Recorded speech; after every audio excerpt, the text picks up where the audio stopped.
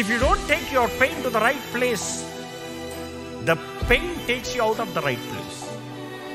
ఏంటంట, నీకు నొప్పి ఉన్నప్పుడు నువ్వు నొప్పిని సరైన చోటుకి తీసుకెళ్ళకపోతే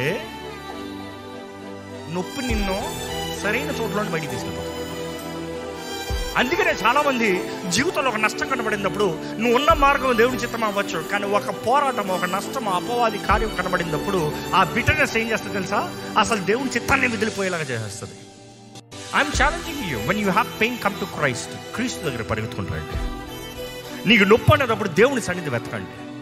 మనుషులు బాధపరచవచ్చు, మనుషులు దూషించవచ్చు, మనుషులు పోగొట్టుకోవచ్చు, జీవితంలో నష్టాలను కలగచ్చు, ఈ లోకంలో అంతవరకు ఎన్ని జరుగుతాయి. కానీ దేవుని సన్నిధికి వచ్చి నీ నొప్పి అంతా బయటకు వేసుకో.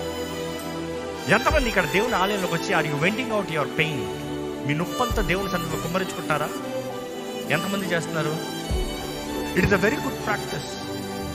ఆలయంలో మాత్రమే కాదు, ఇంట్లోకి వెళ్ళి దేవుని సన్నిధిలోకి వెళ్ళి నీ నొప్పి ఉందనుకో, తలుపేసుకుని దేవుని దగ్గర